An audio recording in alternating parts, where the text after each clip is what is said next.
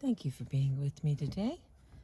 I'm going to continue with Paradigms of Interdependence. We're on page 197. Apologizing sincerely when you make a withdrawal. When we make withdrawals from the emotional bank account, we need to apologize, and we need to do it sincerely. Great deposits come in the sincere words. I was wrong. That was unkind of me. I showed you no respect. I gave you no dignity, and I am deeply sorry.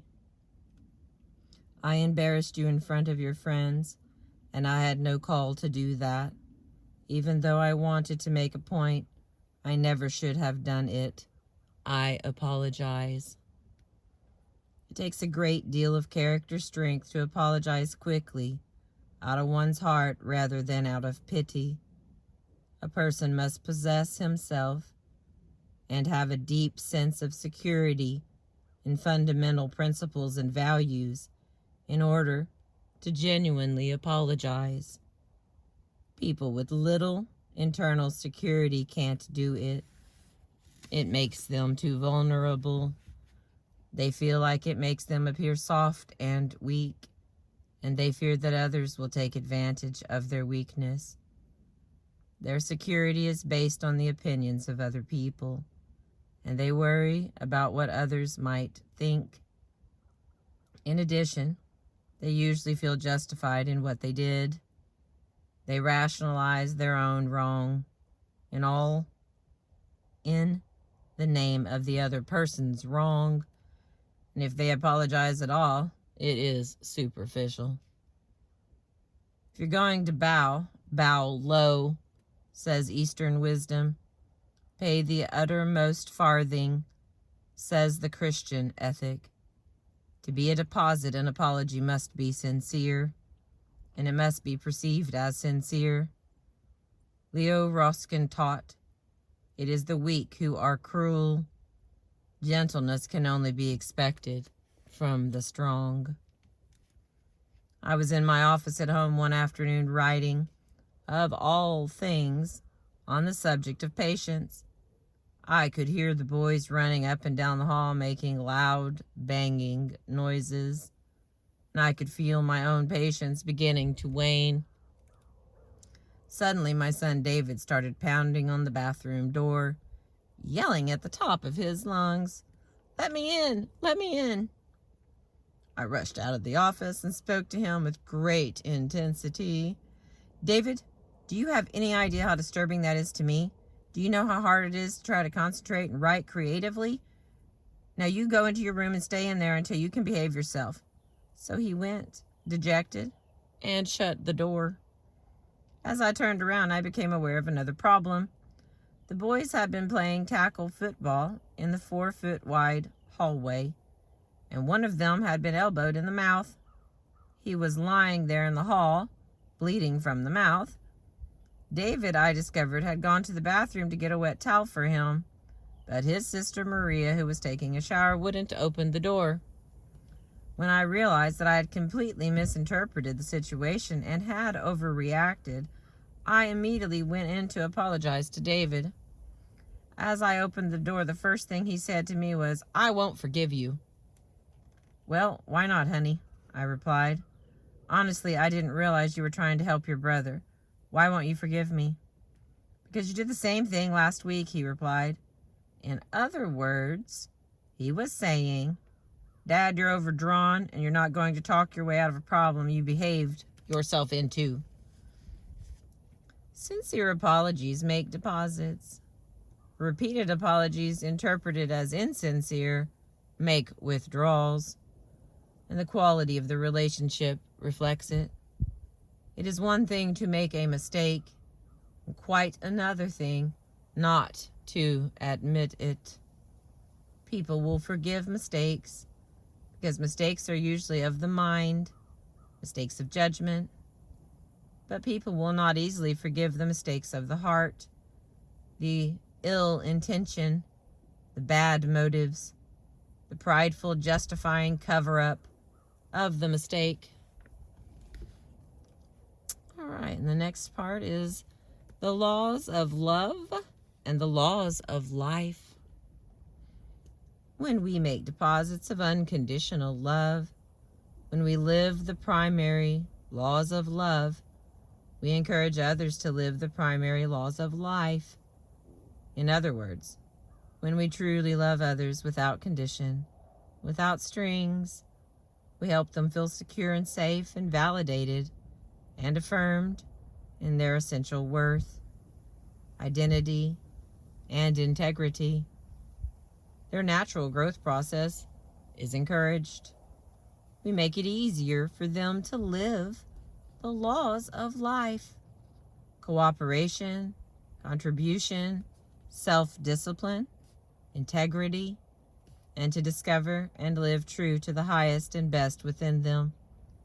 We give them the freedom to act on their own inner imperatives rather than react to our conditions and limitations. This does not mean we become permissive or soft. That itself is a massive withdrawal. We counsel, we plead, we set limits and consequences, but we love regardless. When we violate the primary laws of love, when we attach strings and conditions to that gift, we actually encourage others to violate the primary laws of life. We put them in a reactive, defensive position where they feel they have to prove, I matter as a person, independent of you. In reality, they aren't independent. They are counterdependent, which is another form of dependency, and it is at the lowest end of the maturity continuum.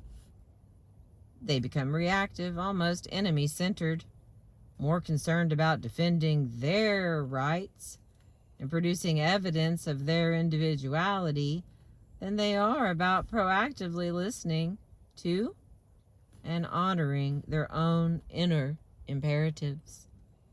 Rebellion is a knot of the heart, not of the mind. The key is to make deposits, constant deposits, of unconditional love. I once had a friend who was a dean of a very prestigious school. He planned and saved for years to provide his son the opportunity to attend that institution. But when the time came, the boy refused to go. This deeply concerned his father. Graduating from that particular school would have been a great asset to the boy. Besides, it was a family tradition. 3 generations of attendants preceded the boy. The father pleaded and urged and talked. He also tried to listen to the boy to understand him, all the while hoping that the son would change his mind. The subtle message being communicated, the subtle message being communicated was one of conditional love. The son felt that in a sense the father's desire for him to attend the school outweighed the value he placed on him as a person and as a son, which was terribly threatening. Consequently, he fought for and with his own identity and integrity, and he increased in his resolve and his efforts to rationalize his decision not to go. After some intense soul-searching, the father decided to make a sacrifice, to renounce conditional love. He knew that his son might choose differently than he had wished. Nevertheless, he and his wife resolved to love their son unconditionally, regardless of his choice. It was an extremely difficult thing to do, because the value of his educational experience was so close to their hearts, and because it was something they had planned and worked for since his birth. The father and mother went through a very difficult rescripting process, struggling to really understand the nature of unconditional love. They communicated to the boy what they were doing and why, and told him that they had come to the point at which they could say, in all honesty, that his decision would not affect their complete feeling of unconditional love towards him.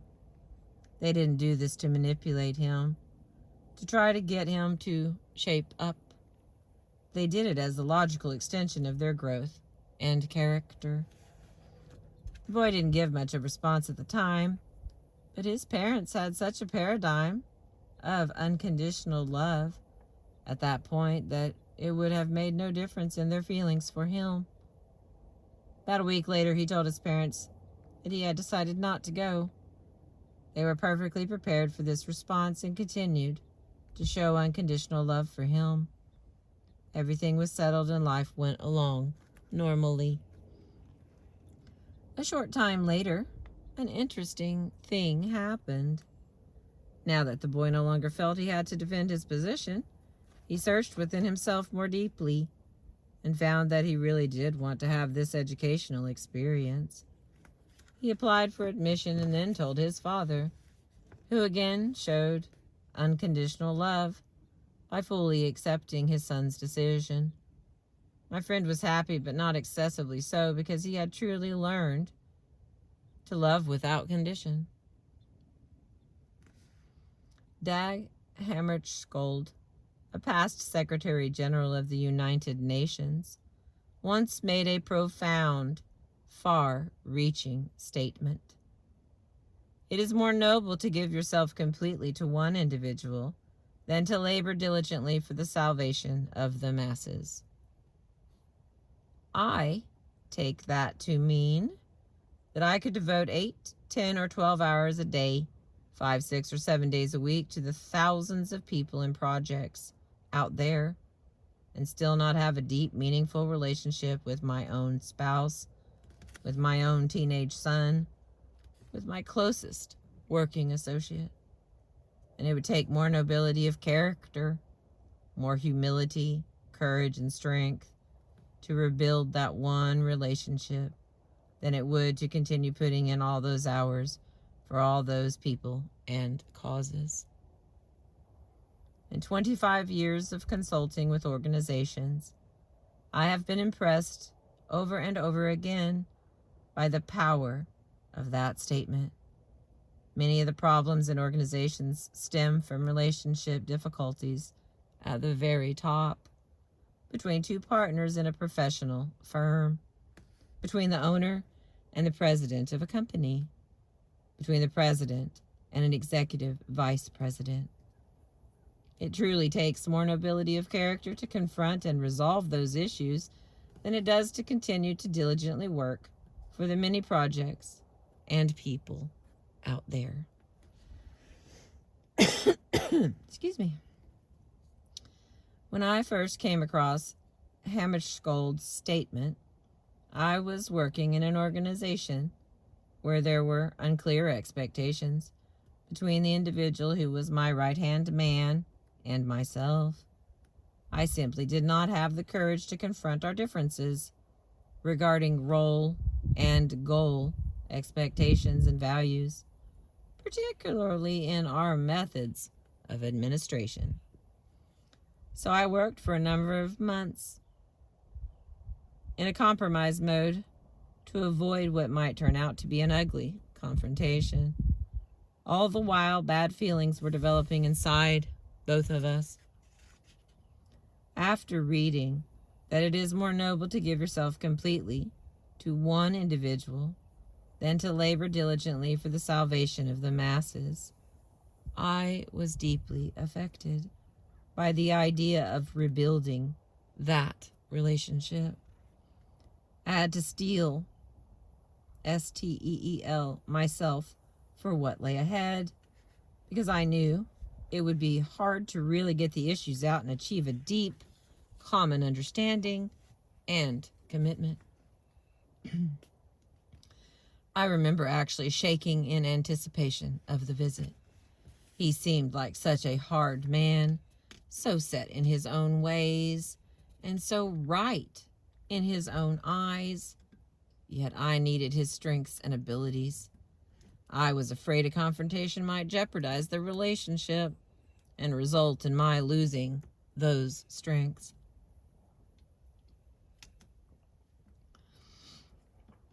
I went through a mental dress rehearsal of the anticipated visit, and I finally became settled within myself around the principles, rather than the practices, of what I was going to do and say. At last, I felt peace of mind and the courage to have the communication. When we met together, to my total surprise, I discovered that this man had been going through the very same process and had been longing for such a conversation. He was anything but hard and defensive. Nevertheless, our administrative styles were considerably different, and the entire organization was responding to these differences. We both acknowledged the problem that our disunity had created. Over several visits, we were able to confront the deeper issues, to get them all out on the table, and to resolve them one by one with a spirit of high mutual respect. We were able to develop a powerful complementary team and a deep personal affection, which added tremendously to our ability to work effectively together. Creating the unity necessary to run an effective business, or a family, or a marriage requires great personal strength and courage. No amount of technical administrative skill in laboring for the masses can make up for lack of nobility of personal character in developing relationships. It is at a very essential one-on-one level that we live the primary laws of love and life. All right, about one page left, so I'm going to continue. P problems are PC opportunities. This experience also taught me another powerful paradigm of interdependence. It deals with the way in which we see problems. I had lived for months trying to avoid the problem, seeing it as a source of irritation, a stumbling block, and wishing it would somehow go away. But as it turned out, the very problem created the opportunity to build a deep relationship that empowered us to work together as a strong complementary team. I suggest that in an interdependent situation, every P problem is a PC opportunity, a chance to build the emotional bank accounts that significantly affect interdependent production. When parents see their children's problems as opportunities to build the relationship instead of as negative, burdensome irritations, it totally changes the nature of parent-child interaction. Parents become more willing, even excited about deeply understanding and helping their children. When a child comes to them with a problem, instead of thinking, "Oh no, not another problem," their paradigm is, "Here is a great opportunity for me to really help my child and to invest in our relationship." Many interactions change from transactional to transformational, and strong bonds of love and trust are created as children sense the value parents give to their problems and to them as individuals. This paradigm is powerful in business as well. One department store chain that operates from this paradigm has created a great loyalty among its customers. Anytime a customer comes into the store with a problem, no matter how small, the clerks immediately see it as an opportunity to build the relationship with the customer. They respond with a cheerful, positive desire to solve the problem in a way that will make the customer happy. They treat the customer with such grace and respect, giving such second-mile service that many of the customers don't even think of going anywhere else. By recognizing that the P/PC balance is necessary to effectiveness in an interdependent reality, we can value our problems as opportunities to increase PC. And the final paragraph of this section from page 203 in our book, The 7 Habits of Highly Effective People by Stephen R. Covey. The habits of interdependence. With the paradigm of the emotional bank account in mind, we are ready to move into the habits of public victory, of success in working with other people. As we do, we can see how these habits work together to create effective interdependence. We can also see how powerfully scripted we are in other patterns of thought and behavior. In addition, we can see on an even deeper level that effective interdependence can only be achieved by truly independent people. It is impossible to achieve public victory with popular win-win negotiation techniques or reflective listening techniques or creative problem-solving techniques that focus on personality and truncate the vital character base.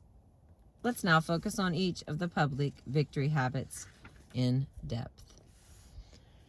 So the next one will be habit 4, think, win/win, principles of interpersonal leadership. Thank you for being with me today. I appreciate you listening, watching, and sharing.